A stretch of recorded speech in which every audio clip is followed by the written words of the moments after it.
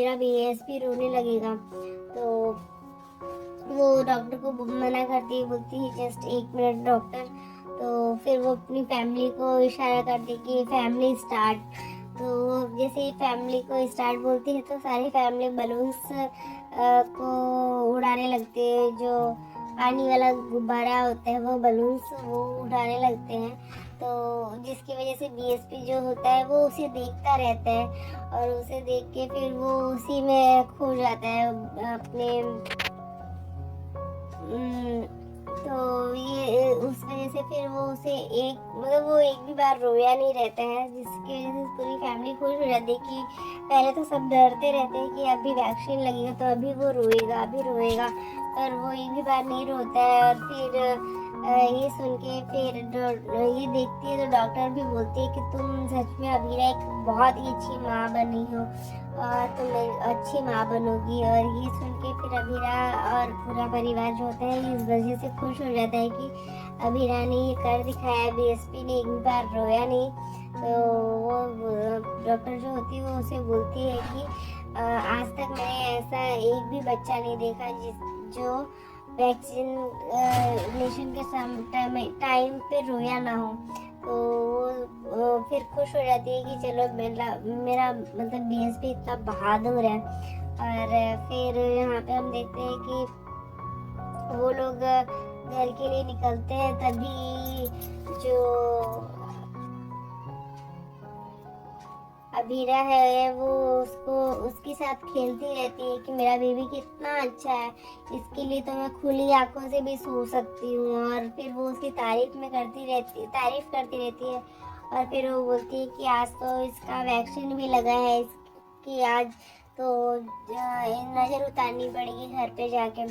तो सब उसे बोलते हैं कि हाँ, तभी स्वर्णा जी जो होती है वो बोलती है कि लेकिन वैक्सीन लगाए तो इसकी तबीयत थोड़ी ख़राब हो सकती है, इसको फीवर भी आ सकता है। तो वो रेडी रहती है। तभी हम देखते हैं कि जो अभीरा होती है वो बोलती है कि आज ये पहली बार घर से बाहर निकला है, तो भगवान अब सब कुछ अच्छा रहे, किसी की बुरी नज़र न लगे। तो तभी हम देखते हैं उधर से दूसरी तरफ एक गाड़ी आती रहती है जिसमें एक लड़का रहता है जो कि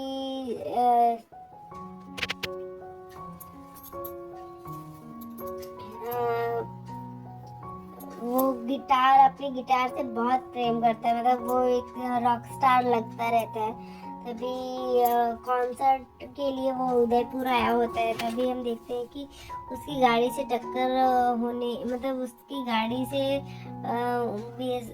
अरमान की गाड़ी टकराने ही वाली रहती है। तभी अरमान उसे बैलेंस कर लेता है और फिर जो अभिया होती है वो बहुत गुस्सा करती है। तभी देखते हैं कि मनीषा को थोड़ी चोट भी लग जाती है और खून भी निकलने लगता है। तभी वो भी मतलब बोलते हैं कि थोड़ी सी चोट लगी है, कोई बात नहीं। तभी अभिया जो होती है वो गुस्से में निकलती है और उस लड़के से बात करती है कि तुम कौन हो और तुम्हें दिखता नहीं है क्या, तुम्हारी आंखें बंद है।